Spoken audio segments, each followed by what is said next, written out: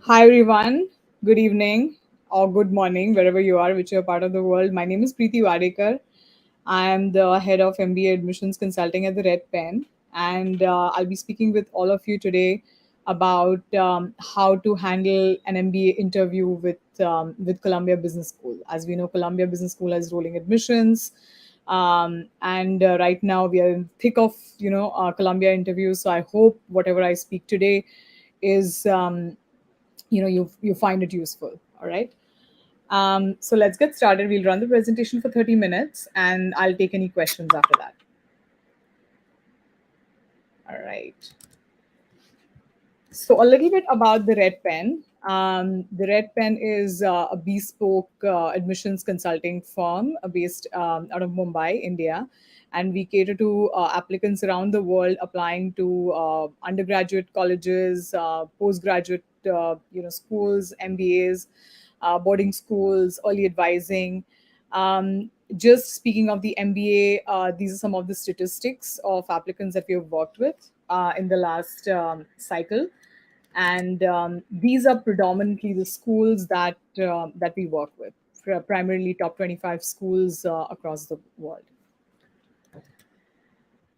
All right. So, what are we going to speak about today? So, today we are going to cover what is Columbia Business School looking for, what is the candidate evaluation criteria, and where does interview really fit into all the criteria?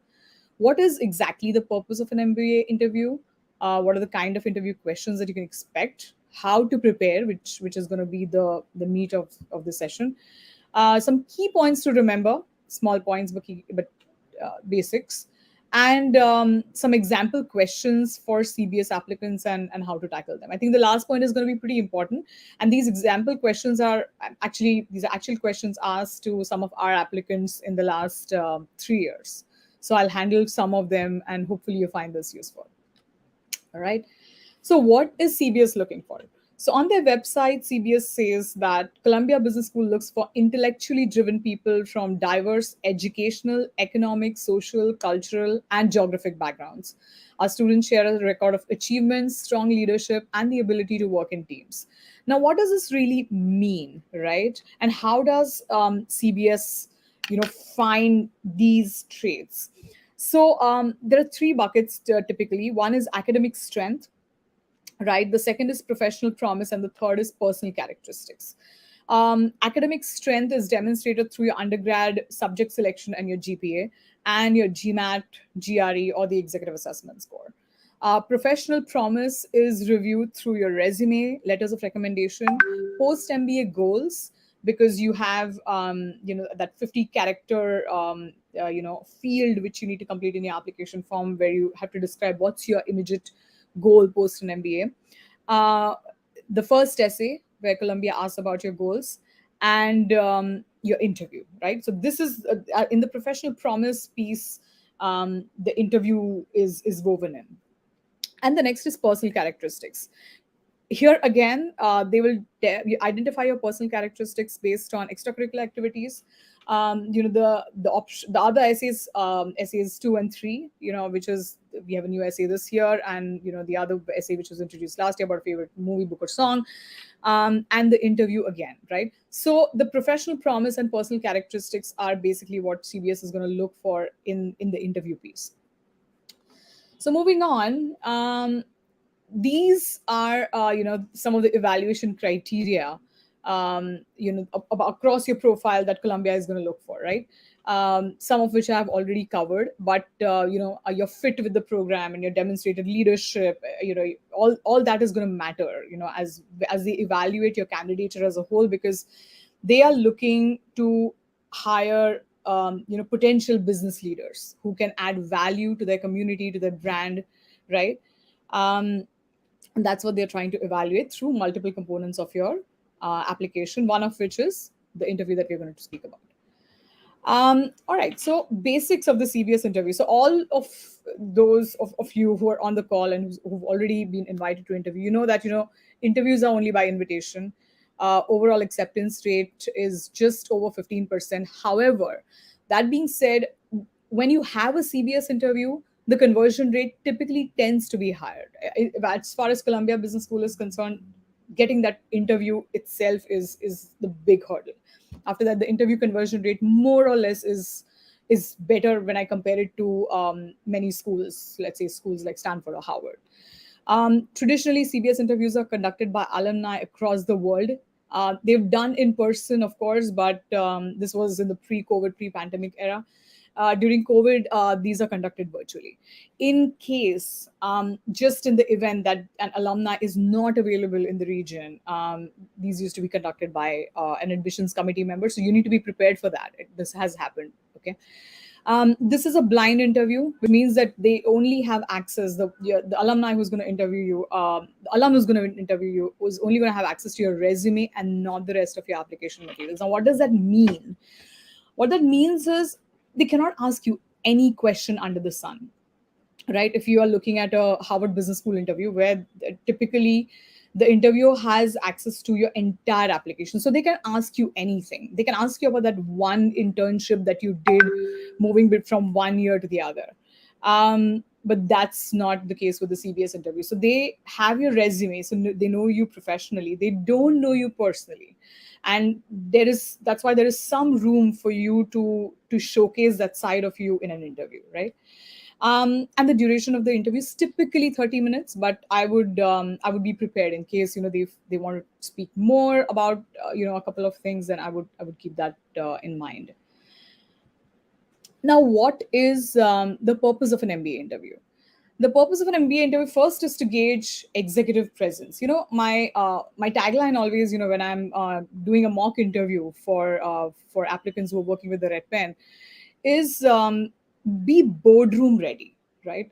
And when you say, when you ask yourself that question, am I boardroom ready going into this interview? What does that mean? Can you sit across, a bunch of people from the C-suite, and can you hold your stare?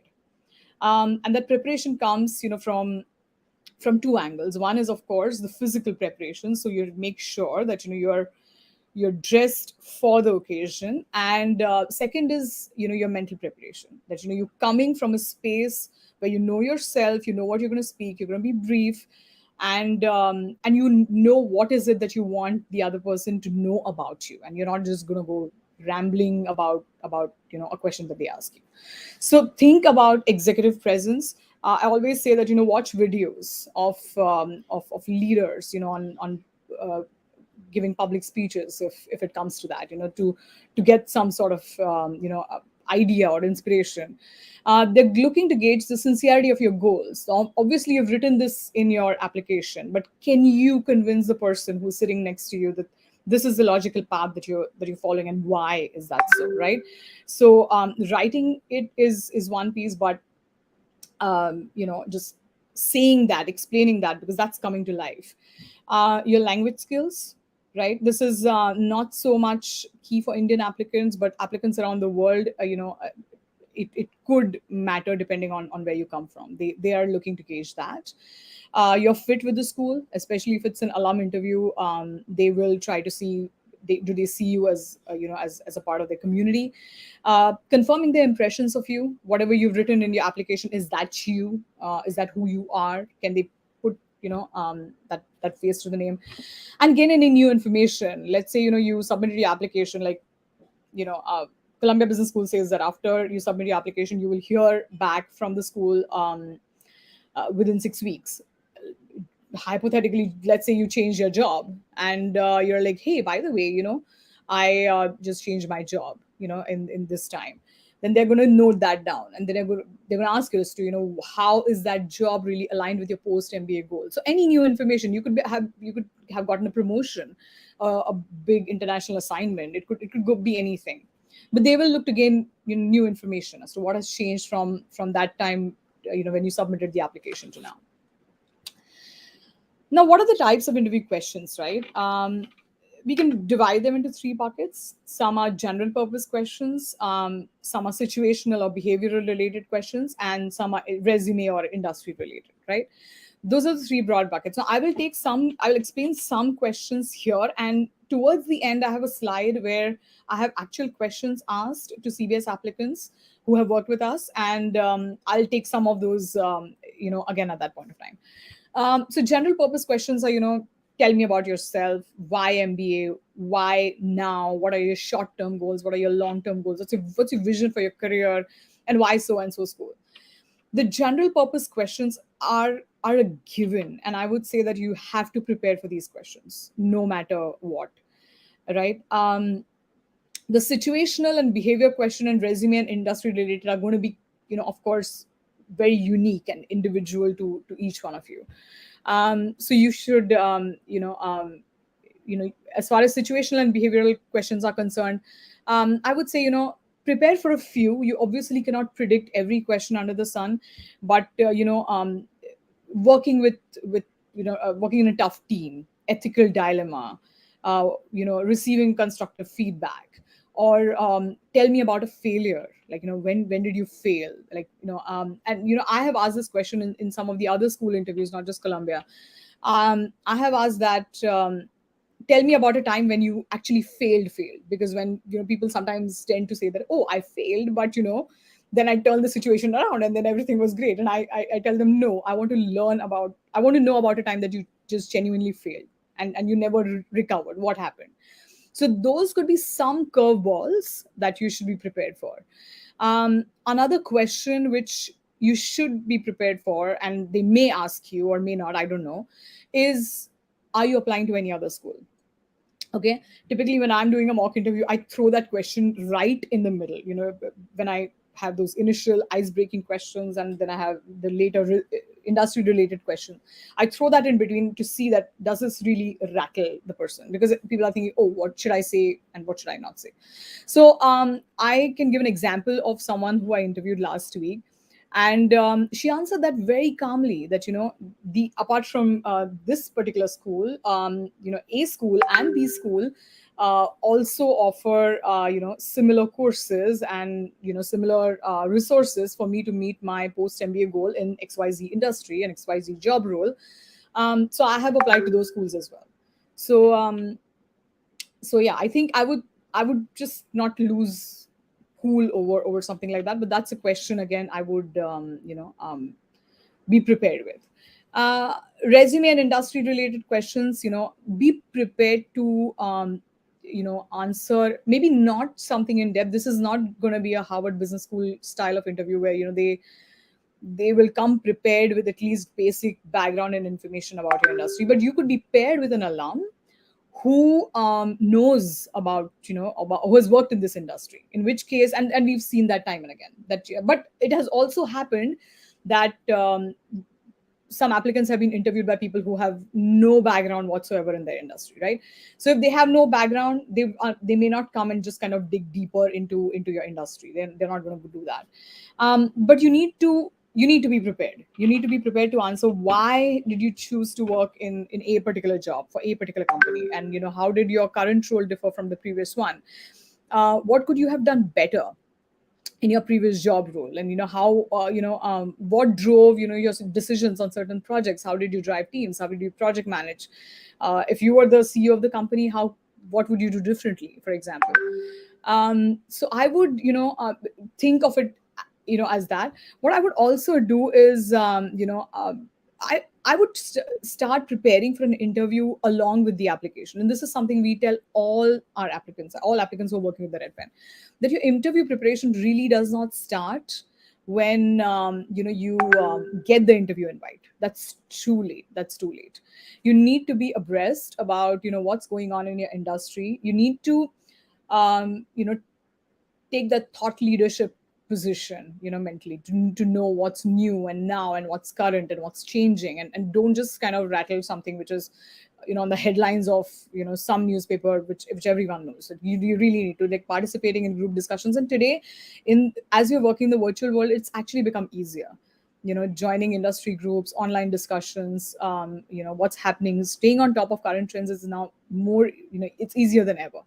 So we really don't have any excuse. So I would say over prepare as far as your industry is concerned. If you are changing your career, this is even more important. Why do you want to go to a particular industry. When it comes to Columbia Business School, some typical careers that people choose are entrepreneurship or private equity, finance careers, social enterprise, right? Um, though as an alum, I'm biased and I feel it's a great school and they have something for everyone. But typically, they have these centers of excellence, and that drives the interest for many people to go and study at Columbia.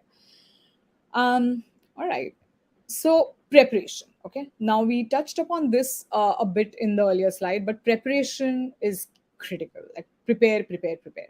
And I would repeat again what I said, a couple of minutes back, that make sure that you start your interview preparation when when you start working on your applications. Do not wait for the time that you'll get the interview and then you would start doing that, right? If you're working with us, or you can find on multiple forums. If you find interview questions, just take them and work on them.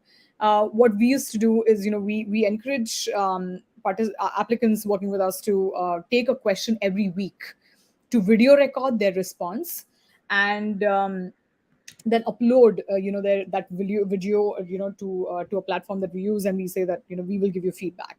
So every week you can prepare for one question, and by the time you actually get that interview call, you're prepared. So how would you prepare? How do you go about preparing? So we'll touch upon a preparation through three angles: content, structure, and delivery. So going in detail in the content, right? This is basic: knowing your application, right? Goals, resume, essays, right? You obviously don't have access to your letters of recommendation, but this is something you need to know.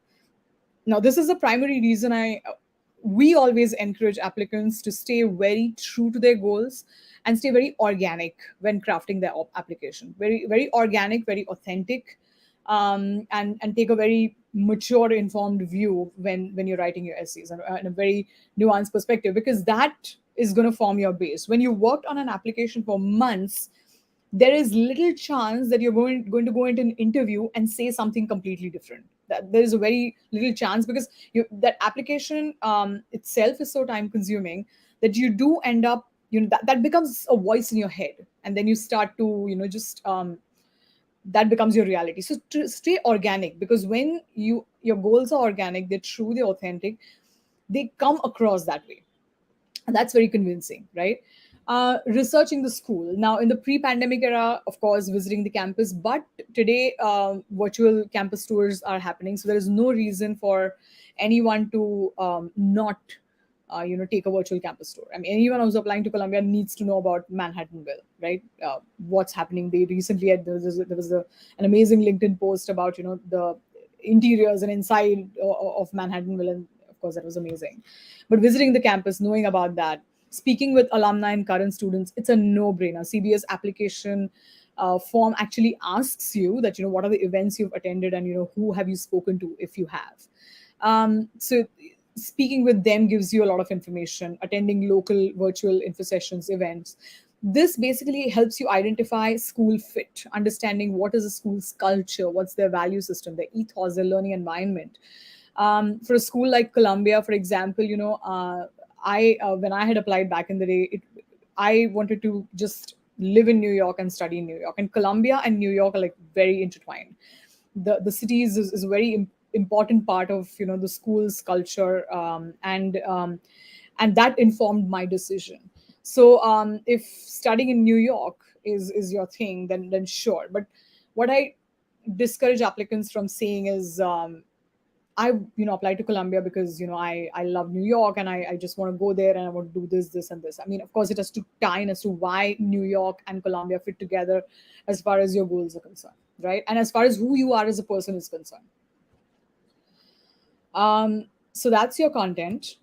Now the structure, right? How do you structure your interview? Now, in terms of preparation, to give some structure, just have these three things ready, right? 4 to 6 solid stories, okay? Professional stories.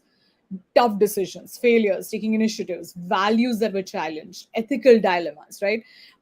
Any behavioral issues or any leadership issues that you faced, or managing people, difficult clients. Have those stories, ready. We always recommend following a star format, right? When you are writing about a story. So what is the situation? What's the task? What's the action? And what's the result? Because just saying, "Hey, this happened," is not going to help. But okay, this happened. Then what was your learning? What actions did you take? So have those stories ready. Uh, my advice is to write answers down. Take a simple word document. You don't need to like write with a pen and paper, though if you do write with a pen and paper, that's great as well, because writing with a pen or pencil, whatever, has a very different effect on the brain. So I but a simple word document is fine. So right, if you have behavioral questions or any other questions, which we will take later in the session, but writing answers down or even writing bullet points down will inform your thinking, right? You don't want just some voice in your head. Okay, I may speak about this or whatever. Write those things down, just and look at those points, write them in bullet points. If you're like, I don't want to write like big paragraphs. Examples to demonstrate skill set: leadership, teamwork, attention to detail. There is also an entire list of skills that you can identify. If you Google, you'll find that information. But you can have examples to demonstrate these, and you can go back to a time in your college and sure, but don't go like too far back, right? And unless you want to show like a pattern, like this is what I did in school, I took initiatives in school, in college, and now at workplace, and then you can go as far back as your childhood. But otherwise I would try to stay as current as possible. um, and lastly, have non-work examples ready as well. I mean, they are looking to recruit like I said, business leaders, and leaders are people. So they want to know who are you as a person, what are your personal characteristics. So have some non-work examples ready in terms of community leadership impact. How have you impacted communities around you? How have you made a difference in the lives of those around you? How have you made a difference, period, right? So have some of those examples ready. um, that's the structure and the delivery, right? um, Ensure you communicate your own message, right? I think this is very important, and not someone else's. So which is why I said that being organic, being authentic, it has to be your own authentic voice. So make sure you write those things down and reflect on those answers to what does this really mean to me before you act. Then it'll come out right when you say this to someone else. um, Practice, practice, practice, right? I love this. When you say practice, I would take this second bullet point along with the fourth one, which says rehearse but don't memorize. So I have known people who write scripts, and then they would send me a script and say, "Hey, do you think the script is ready? Is good?" I'm like, "Sure, it is, but it's how you speak about it and how that comes across. That's going to make the difference." So sure, having some bullet points is fine. Now, taking the second bullet point and the fourth one together, what I say is practice to the point that it doesn't look too practiced or too rehearsed, right? Um, which is why I said that start your preparation early on. Do not wait for the time that you get the interview and then just uh, scramble to kind of figure out, okay, now will I crack this or not, right? Just take one question a week, write your response, reflect upon it, video record yourself, and have a friend or a family, or someone at your work just give you some honest feedback about it. Record, like I said, record yourself and review. See how you see yourself on camera, because now all interviews are they are virtual. And learn to think on your feet. And again, your preparation and practice is going to matter a lot here. The more you prepare, the more you practice, the more you're going to be able to think on your feet. It's not going to just happen overnight, right? It's going to be months um, of rigorous practice, which is going to make a difference. So researching the school resources, how they tie in with your goals, just the basics. But writing those things down, reflecting upon it, if it sounds right to you, it's going to sound right to the other person, right? All right. So now, since all interviews are virtual this year, please follow the instructions below. Dressing professionally. I think I spoke about this, in the earlier part, that just be boardroom ready. When it comes to business school interviews, I recommend being more conservative than less. Okay. Sure, you may not wear a tie, but there's no harm in throwing a blazer in, right? Position your camera a little about your eye level. So I think covering 80% of the screen. So, your head and shoulders are visible. Posture is really important. Do not slouch. You have to sit facing the light source. So allow for, a clear and bright video. If it comes to that, if you have a choice, try to pick a time of the interview that's most comfortable for you. If you are someone, I recently worked with someone, who said that, because he lived in a small house, she's like, I'm more comfortable taking, an interview call late in the night. And luckily, because her interviewer was in another part of the world, she could take the interview at 1 a.m. India time. And this worked for her, right? What we also try to do is, we do mock interviews based on, um, we try to time them at a time when the actual interview is going to take place. It's not for every, but at least for most schools. Uh, Minimize background distractions, outside noise. I think this is a no-brainer. Checking your technology, do test it. There are times that I have done mock interviews, and we are going back and forth. Oh, can you hear me? Can you hear me? So I think that mic check and everything needs to happen well ahead of time. Um, Check the time, right? If you're being interviewed by someone in another part of the world, make sure you keep the time difference in mind when you align that with your interviewer. Um, and know your resume at the back of your hand, right? Like the back of their hand. You need to know that. That's a no-brainer because they're going to have your resume in front of you. So do not say something that which is not, which contradicts in there, and then you're like, oh, did I write that? I didn't know. Anyway, so all right, the basics.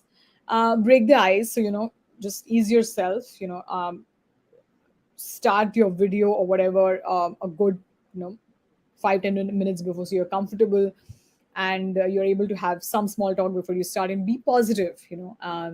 Go in, your thought process makes a lot of difference. I always encourage applicants to use this technique, which I always recommend as a coach, um, to to visualize, use the technique of visualization. Visualize that, you're going to have a fantastic interview. You're going to be confident, you're going to be poised, you're going to pause at the right juncture, you're going to listen, and that makes a difference as to how you approach the interview. Listen. Okay. Listen. Why listen? Because make sure you answer the question they ask you, and not the question you think they're asking you. Well, this was a tip which was given to us by one of the deans at one of the prominent business schools, and I think that has stayed with me. So I think this is something we tell this every time, and I'll explain what I mean just in a bit. Do not use jargons. People with super technical backgrounds, do not assume that the interviewer will know. If they are from your industry, then great. Do look up, and today, thanks to LinkedIn, when you know who your interviewer is going to be, you can look them up on LinkedIn. You can see what their industry is, what their background is. If they're not from the industry, please do not use jargons. Be prepared to break things down for them, but at the same time, do not if they are from your industry, then sure, by all means, don't be too serious. Smile, because no one likes to do this in a very robotic way. And I know, I would like to give an example of someone whose CBS mock interview I had done 2 years back. He had a very interesting story. This was a time when interviewers were in person, and he actually flew from his state to another state in India for the alumni interview. And he was very tense. Even when I did his mock interview, he was like, how should I say this and how should I say that? He was a very nice guy, very very composed, very nice, very pleasant, but he was really worried that I might just mess this up.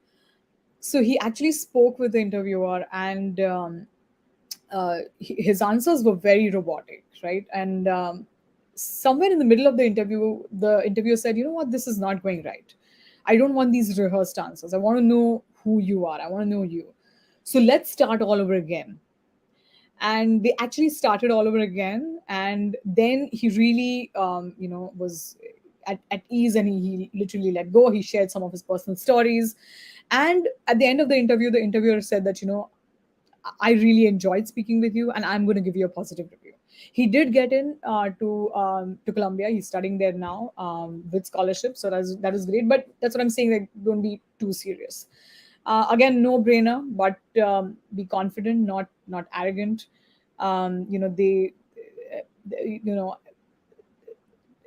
if you are going to be arrogant, it's going to put them off, right? Um, and follow the interview with a thank you note. Be brief, be polite. If there is something that you discussed in the interview which you are like, oh, I would like to share this with you, then feel free, do that. But do make sure to do that, because it's like it's written here. It's really basic. Now, we are now at the end, and I guess the 30-minute mark is up. So I'll just take a few questions from here.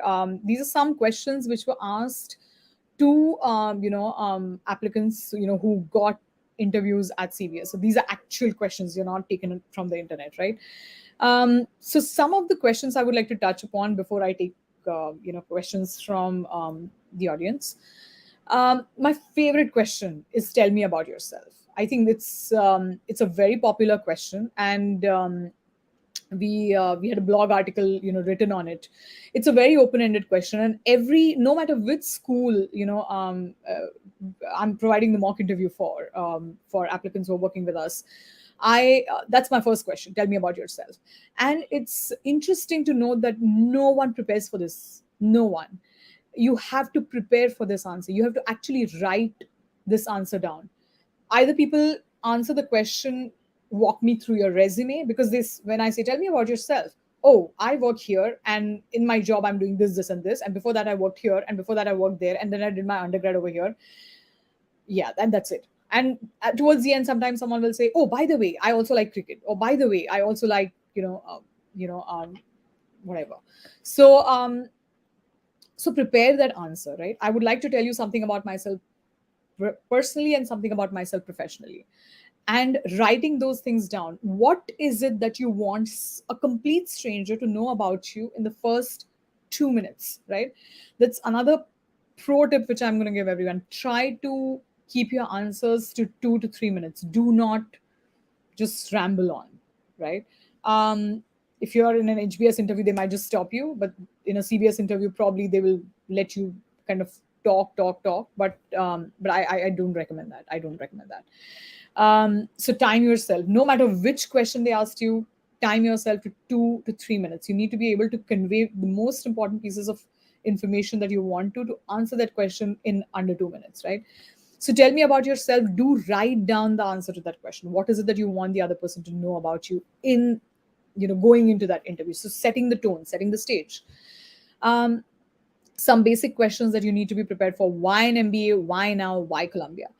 My favorite format to answer these questions is, again, here are the three reasons why Columbia is important, as a school is important for me. Why now, right? Be prepared for that answer. Why are you doing your MBA now? And why not, a year later? Why did you not do it before?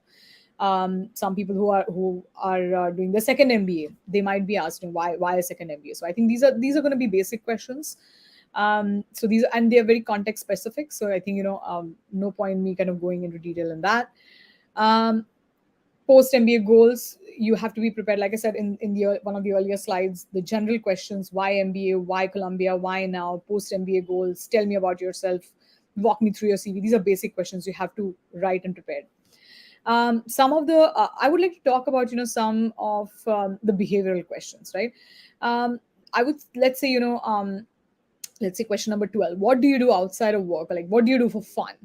uh, I'm taking this question because I have worked with consultants and bankers, and who are like, the consultants, they're like, we're traveling. We're just traveling all week, and then we get back for like a couple of hours, and then on Sunday we are on the next flight. How what do I say? So schools are cognizant of that. So you don't have to do something, right? But if you're one of those applicants who has been planning your MBA journey 2 years prior to application, then you would have an answer to this question, right? If you are like, listen, I'm working like 20-hour days, I I genuinely I don't do anything outside of work. You can say that, okay, these are my hobbies, but right now my schedule doesn't allow me to do that. Because remember one thing, that why do schools ask for these things? Because when you are on campus, and Columbia is a great example for that, and there's so many resources. You're drinking out of a fire hose. You um you will be like a kid in the candy store. Should I do this or should I do that? And your time over there is going to be limited. So they want to know that, are you just a workhorse, or do you have interests outside of work? So I would, even if you don't have anything, I would just think through that, right? Especially for those of you who are like super busy, right? How do you see yourself contributing to the class? Um, watch YouTube videos of inside the classroom experiences. Many schools are doing that virtually as well. So think about that. Try to connect that to examples from your workplace, when you have supported your teammates, and you have supported your colleagues, customers. um, do that. Behavioral questions, like I said, be prepared to answer questions like, what was a time that you failed, and what was your learning from that failure? And these are some of the difficult questions, right? um, I wanted to share another example, and this is actually another business school interview, but again, it was a behavioral question, and it was answered superbly. I asked her that,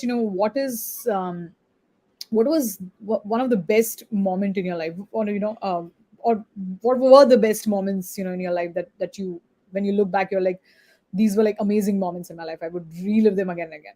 So she spoke about, how you know her mother had brought her up as a single parent.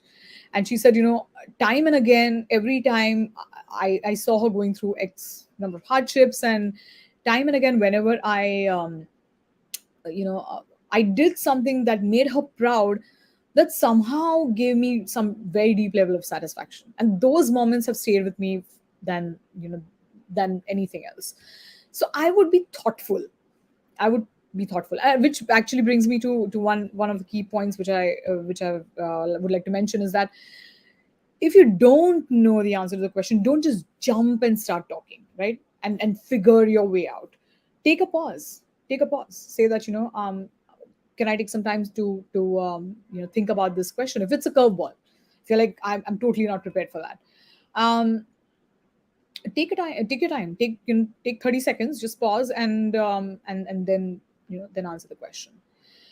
Um, Another tricky question is, do you plan to stay in the US after the MBA? People are like, well, what should I say? If I'm working in an if my goal is to work in an industry where post MBA jobs are going to be difficult, what if I say that yes, I do want to stay in the US, and what if they judge me?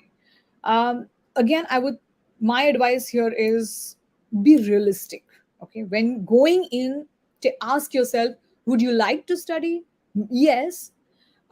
Maybe, and that may be the right answer, that yes, I would like to work in stay in the US, and do this. But be open about the fact that, what you're going to business school for is something much bigger, and not just, I just want to change my geography and I just want to settle in over there. That may be your goal, but I'm not sure saying that in a business school interview is a great idea. So I would say that, I would keep an eye on the long term vision, and say that if staying in the US and learning industry best practices from a country who's doing it better than any other country in the world is important for you, then sure, that is important for me. And but of course, if you don't find something, you're open to finding some, be agile, and this is your next best alternative or something like that. um Many of these questions, what do your friends complain about you, or what skills did you pick up at XYZ job? When we work with our applicants, we do this as a part of our initial storyboarding sessions. So most of these people have done those self-awareness, self-reflection questions, just going into the whole MBA application process. But I would prepare for those. Like I said, prepare for your interview, right when you start preparing for your application. Do not leave it at the end, and you should be good to go. All right. I will take Any questions now?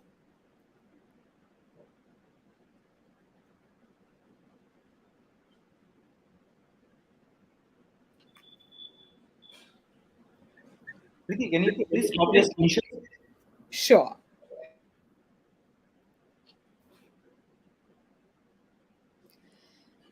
All right. Hi. I had an interview with them on the 20th and feedback submitted went well, but I haven't heard anything on decision yet, even though some have interviewed later. Is it a bad sign?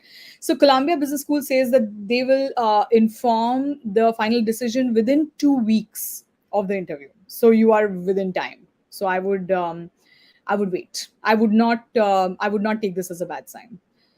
No.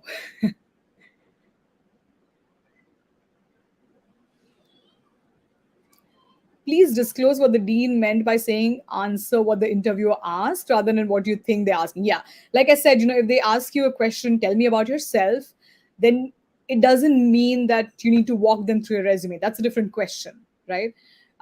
Sometimes they will ask about. I remember I recently asked a question in one of the mock interviews to an applicant. I asked that why you have a particular long term goal. So what's your vision? How are you going to achieve that? And she went into answering, giving me a whole lot of background to that thing. And I'm like, but that was not my question. My question was, what is your vision? You want to be an entrepreneur and so and have something like this of your own. How are you going to do it? And what's break that vision down for me. And you don't need to give me all this background for like 5 minutes. So that's what I mean, that when they ask you a question, answer that question. I hope I answered that. Okay. Is it recommended to send a chaser out the ambassador since he's not responding since 2 business days now? If you're talking about the alumni ambassador, I no, I think if you've sent one, then I think it's fine. I think I'm assuming this is post the interview, right, Karan? If this is post the interview, I would just send one follow up email and I would wait. I would not keep chasing them. Does a good GMAT score compensate for a low undergrad GPA at Columbia? It could, yes, because they will view your profile in totality. But remember one thing, a low undergrad GPA is not just seen, in isolation. It is seen in the context of your undergrad institution and your undergrad subject selection. So those two things are taken into consideration. Let me give you a simple example. It may come as a surprise, but if you have gone to a highly prestigious institution in India, let's take the example of the IIT. There are many people who apply from IIT and BITS Pilani. So if you have a 7-point GPA, as an IITian, it's not great. You may be from another undergrad field completely. You may have done your undergrad in business administration, and your GPA may not be as good as the 7 pointer, but still you may get that weightage, you may get preference, because in the pool of engineers applying from IITian, you are definitely at the lower run. So they're going to review, they're going to compare you with with the other applicants. The thing about business school applications in general, and Columbia is no different, is you don't know who's applying. The only thing I would say for Columbia is, have a strong reason for why Columbia is a good fit, because they have rolling admissions. So applying early makes sense. But I have seen that people who have gotten in have researched Columbia, engaged with the school way ahead, way early, and they were very clear that this is the reason why I would like to go to Columbia, and the reason was very crystal clear.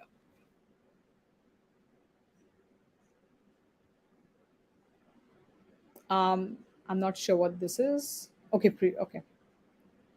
pre-inter okay pre-interview. So I got that point. So pre-interview, I would not chase an ambassador like too much. I would say that just maybe I would ask them once, maybe follow up once more, and after that I would just leave it. Because there are many other ambassadors, many alums, current students that you can reach out to.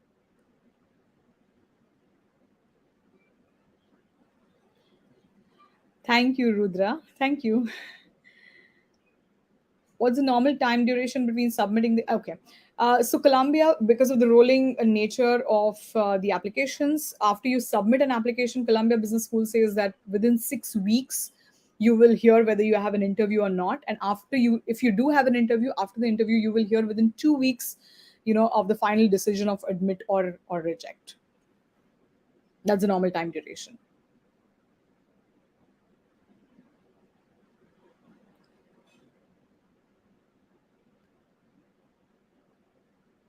All right, are there any other questions?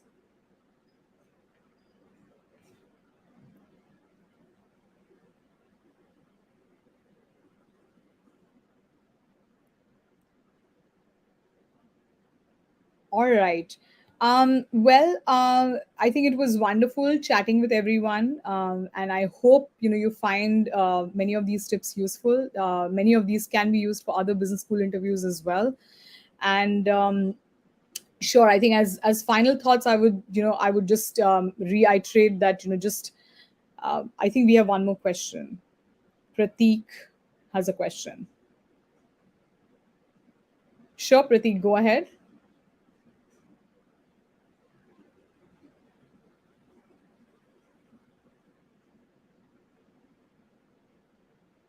Waitlist versus admission after the interview, which is more after the interview? Admissions, they don't put like a whole lot of, I mean, they need to admit students only. They will put a few on the waitlist.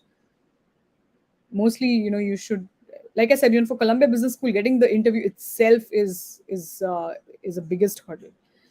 The conversion rate after the interview for Columbia Business School is higher compared to other schools, in my experience. Regarding applying in okay, Prateek, what's your question regarding applying in regular decision versus early decision?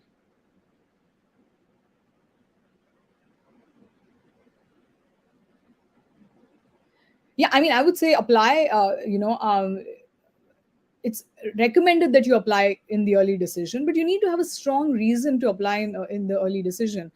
And this is a great point that that we have going on right now. No, you have to give a binding commitment in the early decision when you're applying in the early decision round. That that you, if Columbia Business School admits you, you will withdraw your applications from all other schools. And while this is not legally binding, this is ethically binding, guys. So you if you are going to be the business leader that you envision yourself to be, stay true to your word and apply early decision only if genuinely Columbia is your first choice school. And I've seen this time and again for people working with us. For those of whom Columbia was genuinely a first choice school, they got interviews. Those who applied ED just for the sake of ED, I haven't seen any great results. And I've said this time and again. So sure, I mean, applying in the regular decision is a risk because most of their class tends to get filled up with early decision. But that's where you have to think that, is Columbia the right fit school for me? So uh, and that process should ideally not start few months before, but that process should start 1 or 2 years before you actually apply to business school. Okay, Pratik, good question. I'm currently applying in regular decision, so it would make my chances slim. It could, depending on the industry you come from, because let's say people from MBB, like McKinsey, Bain, Booz, consulting backgrounds, people with private equity, finance backgrounds. If you are in an overrepresented pool of applicants, then applying in the regular decision has its risks, right? But if you are a highly diversified applicant, if you remember one of the slides which I just showed early on, is what does Columbia Business School look for? They look for diversity. It's Columbia is it's like New York City, right? I mean, you'll find a little bit of everything and everyone um, in school, on campus. And it I would say if you are a highly diversified applicant, then sure, go for it. If you are like a um, Radio City Rocket, which Columbia Business School did have one, and or you are you just won Olympics, then sure, then it would not. But if you're in an overrepresented category, then it may make your chances slim, because it's a very competitive school.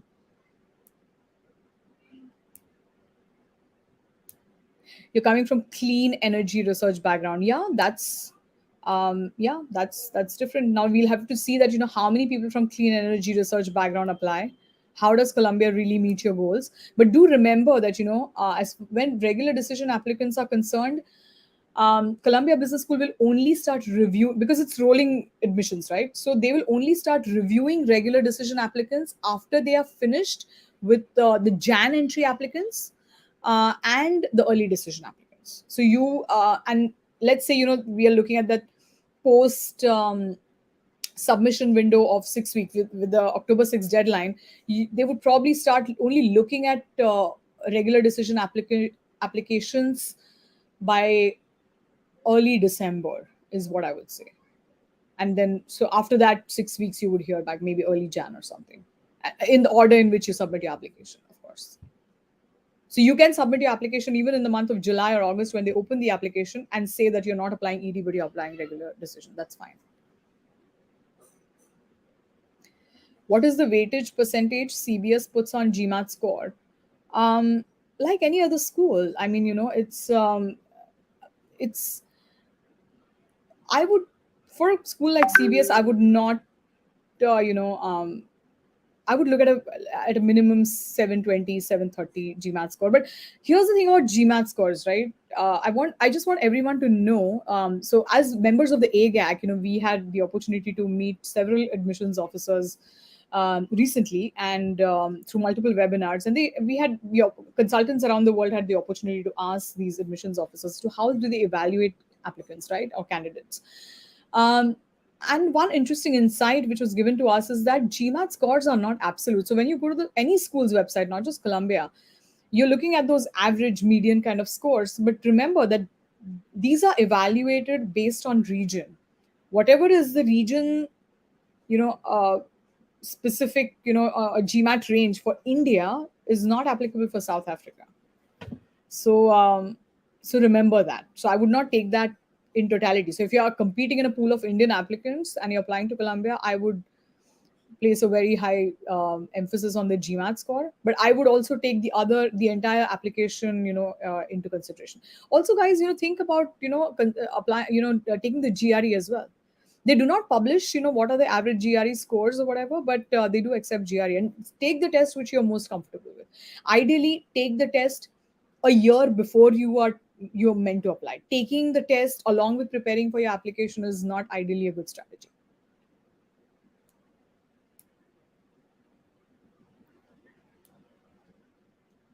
Saurav Sinha has given a question. Has a question. Please share some challenges for an international aspirant with 15 years of work experience applying to Columbia Business School full-time MBA. Interesting question. So, Saurav, Columbia also has an executive MBA program, and they have a centralized admissions office, which means that whenever applications come in, if they feel that you're better suited for the executive MBA program, they're going to direct you, in towards there. That's what I think would happen in your case. Uh, the best thing to do is, this question should be posed to someone, who's an admissions officer. So I would write this question to the admissions office along with the resume and say that, but have good reasons to say why do you want to, after 15 years of work experience, what's the reason that you want to apply to Columbia's full-time MBA? How is that MBA at that juncture going to meet your post MBA goals or your long-term goals? Why do I say that? Because let's say you are actually admitted to a full-time MBA program, right? You're sitting in a classroom full of people where the average age is like 26, 27. Would would it be okay for you to sit with a cohort that younger? That's something that, would you learn anything from people that young, is something you need to ask yourself. Because you may want to sit with people who are more aligned to where you are in terms of work experience. So Columbia doesn't offer part-time. Columbia offers executive MBA, for which you will need to be somewhere closer that you can fly back and forth. right? So that is what I would say. Or you can apply to some other non CBS, but you can apply to programs like the Sloan Fellows program, offered at London Business School or MIT, which is a 1-year MBA residential program for experienced professionals, or even the Stanford MSX program. There's one more question about I'm aware that they accept EA score of 150 and above. However, is an EA score between 150 and 155 considered a good score? It should. It should. We had an interesting case last year. Um, where one of our applicants had a GMAT score of 710, and they came back saying that you have the admit, but we would like you to take the ES score. So that's a 710. Someone with a 710 GMAT score last year who worked with us, and got the offer. They got the interview and eventually was admitted as well. Eventually got scholarship as well. But he uh, yeah, I mean, had he was asked to take the executive assessment. They came back and said that we would still like you to take that, and he got a 160 plus, but typically 150 plus is fine. Can someone who has received an offer with scholarship negotiate with the school for higher scholarship, provided she has also received good scholarships from other schools? Sure, you can go back. You can go back. So here's the tricky situation right now. If you've applied to Columbia Business School in the early decision round, typically you made a ethically binding statement to the school that um, if accepted at your school, I will not take admission to any other school. Now let's say we have a situation where some other school offers you 100% scholarship. Now that is something, right? I mean, someone paying 100% of your tuition fee for 2 years, that's like $150,000 right in your pocket. That's something else. So you can definitely go back to Columbia and say that, of course, CBS is still my first choice school, but can you do something, because this is tempting. You're going to become a business school leader and you're not going to leave money on the table. So it's that's totally fine. You can definitely say that this is what I'm getting, but um, be mindful of the fact that Columbia also they've admitted a certain class, and they know what is what's the class profile and everything. So they may come up with a certain number, and you can decide. We had someone 2 years back. He received a 100% scholarship at NYU Stern, and a 50% scholarship at Columbia.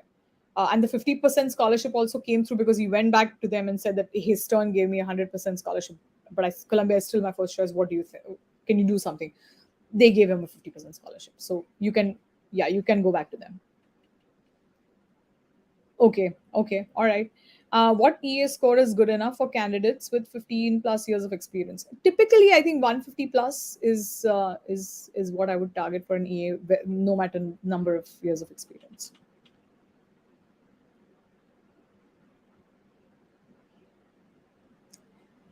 All right. Do we have any other questions?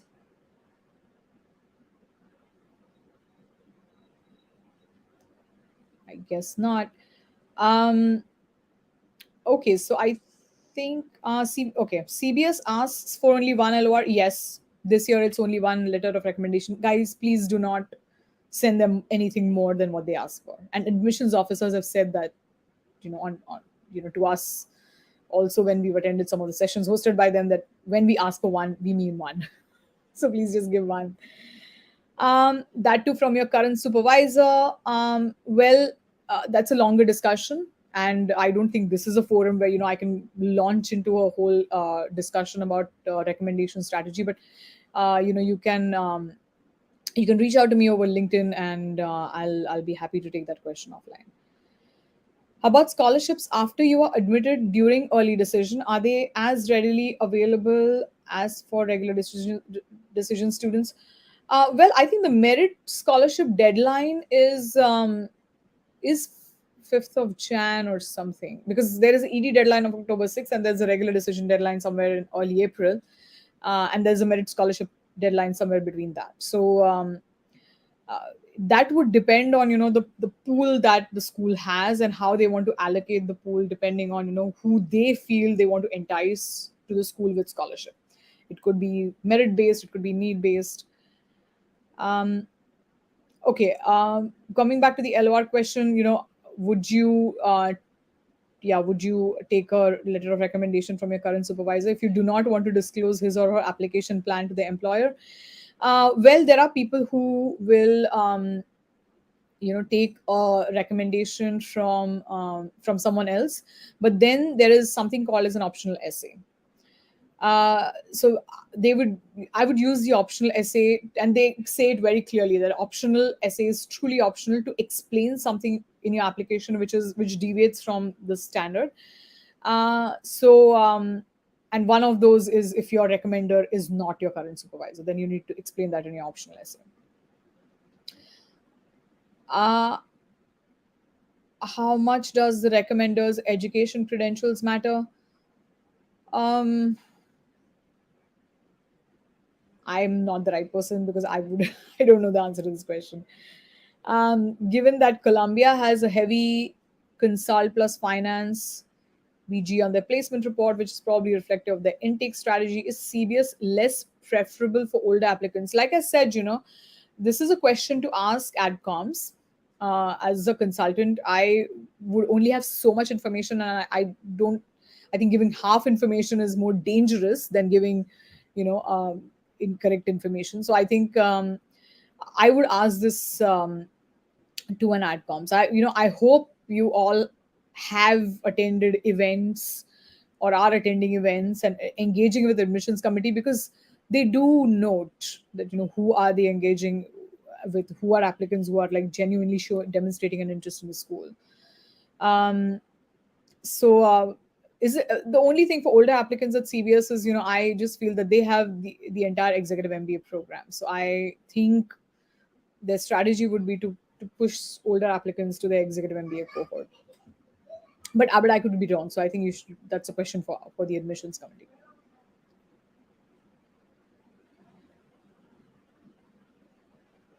All right. Anything else? Any other questions? Yeah, I think I just took this question. So okay, I think we are at the time. So shall we just have some closing thoughts?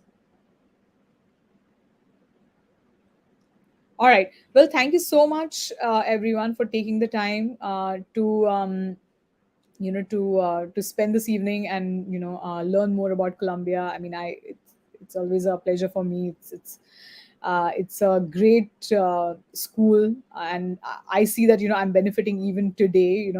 I graduated back in 2013. But even today, I see so many instances in my work life, and I remember, discussions in class, and things that my classmates told me or some professor told me, which I'm using even today. So I think it's great always talking about Columbia. I just enjoy it.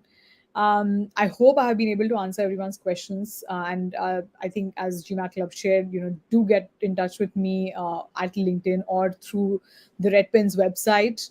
And I'll be happy to answer any questions that you have in your specific context. All right.